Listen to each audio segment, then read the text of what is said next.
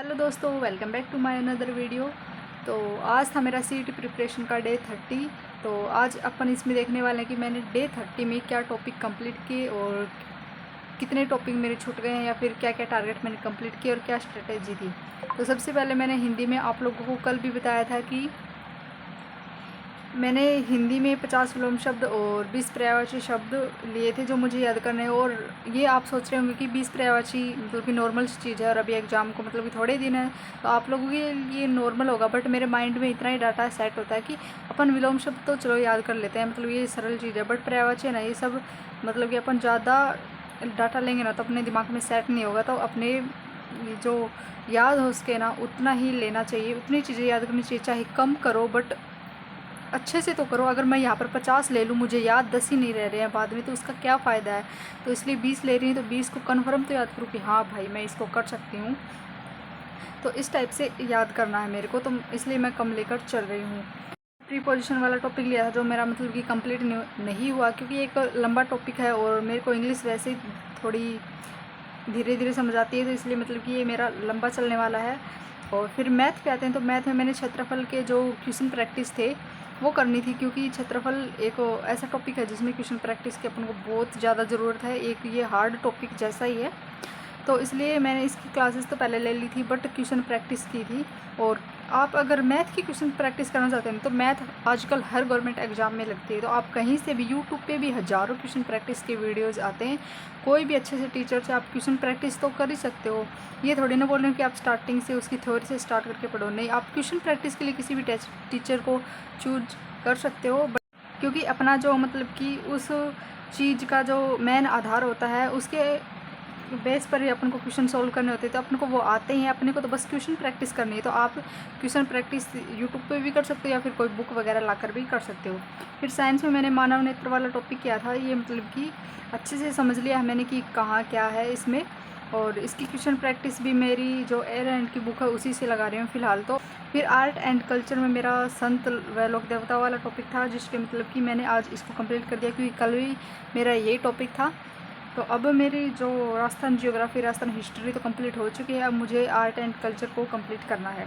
और रीजनिंग में प्रतिबिंब वाला टॉपिक था, इसकी 1 डेढ़ घंटे की क्लास थी ओनली, एंड इसकी क्वेश्चन प्रैक्टिस की थी मैंने, मेरे पास बुक थी उससे।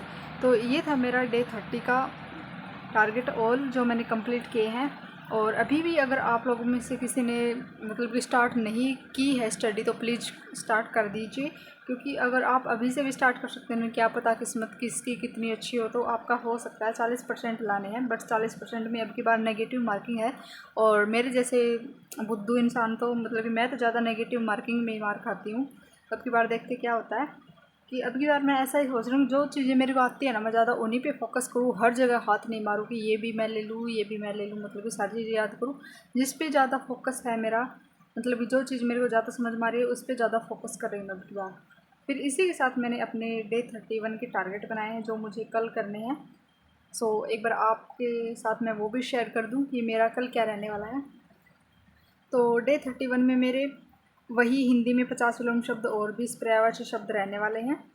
और फिर इंग्लिश मेरा प्रीपोजिशन वाला टॉपिक रहने वाला है। ये मैंने आपको पहले बता दिया कि ये लंबा चल सकता है, क्योंकि ये बड़ा टॉपिक है, इसमें सारी चीज़ें समझनी पड़ती है आपको, ओनर वगैरह। फिर मैथ में मैंने गण व गना वाला टॉपिक लिया है। अब मैथ भी मतलब कि हो जाएगी 3-4 दिन में कंप्लीट, ज़्यादा टॉपिक नहीं बचे हैं। और फिर साइंस में मैंने पदार्थ वाला टॉपिक लिया है, क्योंकि जो ऊपर के थे बाकी मतलब मानव नेत्र तक वो कंप्लीट हो चुके हैं, और साइंस में भी कुछ ज़्यादा टॉपिक नहीं बचे हैं, ओनली शायद केमिस्ट्री के जो पार्ट आते हैं अपने वही बाकी हैं। फिर आर्ट एंड कल्चर में मैंने उत्सव, त्यौहार एवं मेले लिए हैं, क्योंकि ये मतलब एक दूसरे से रिलेटेड चीज़ें हैं, तो मतलब कि जल्दी याद होंगी। और इसके बाद अगर मैं देखो अपने लोक नृत्य और लोक संगीत वगैरह ये टॉपिक इसके बाद ही करूँ ना जस्ट, तो मतलब कि जो अपने राजस्थान में भी ऐसा होता है कि मेले त्यौहार वगैरह में चीज़ें ज़्यादा रिलेटेड होती हैं, पोशाक वगैरह की, कौन से मेले में कौन सा गीत गाया जाता है, कौन सा मेला किसके लिए है। तो अभी लोक देवताओं के जो त्यौहार व मेले आते हैं ना, तो उनमें अपने राजस्थान में तो बहुत लोक देवता है जो मतलब कि पूजे जाते हैं, तो उनसे चीज़ें रिलेटेड है अपनी क्लास संस्कृति वाले में, तो मतलब कि इसको पढ़ने में ज़्यादा अपन को दिक्कत नहीं आएगी, क्योंकि अपने से जुड़ी हुई चीज़ें हैं इसमें। सो अपनी आर्ट एंड कल्चर भी जल्दी कंप्लीट हो जाएगी। फिर रीजनिंग में मेरे को लाइन टेस्ट करना है, और इसके बाद एक क्लासिफिकेशन का टॉपिक बचा हुआ है, वो करना था। ये लाइन टेस्ट देखती हूँ मेरा आज कल कंप्लीट हो जाएगा या फिर परसों तक। उसके बाद में क्लासिफिकेशन का एक टॉपिक बचेगा, तो फिर मेरी रीजनिंग कंप्लीट हो जाएगी। तो इस हिसाब से जो मैं स्टार्टिंग से सब्जेक्ट लेके चली थी, उसमें से ज़्यादातर सब्जेक्ट का मेरा सिलेबस कवर हो चुका है। अगर मान लो मैं बीच में ही अपने टारगेट को छोड़ देती तो शायद इतने आगे मैं नहीं पहुंच पाती। और ये इसका यूट्यूब में भी एक मतलब कि मेरा योगदान ये था कि मेरे को ये रहता था कि हाँ तुझे कल वीडियो अपलोड करनी है, तो पहले टारगेट पहले वाले कंप्लीट करने हैं, उसके बाद ही बनाने हैं। तो मैं ऐसा मतलब ये एक पैसन रहता था अंदर कि ये टारगेट कंप्लीट करेगी तभी तो अगले टारगेट बनाएगी, फिर ही तो यूट्यूब पे वीडियो बनाएगी। तो ऐसे मतलब कि दोनों तरफ से मेरे को मोटिवेशन मिलता रहा है। सो ये रहने वाले मेरे डे 31 में टारगेट। अभी आगे देखते हैं डे 32 में क्या टारगेट रहने वाले हैं, इनमें से क्या कंप्लीट होता है, क्या पीछे छूटता है। सो मिलते हैं नेक्स्ट वीडियो में एक नई ऊर्जा के साथ। तब तक के लिए बाय बाय। चैनल पर नहीं तो प्लीज़ सब्सक्राइब करो।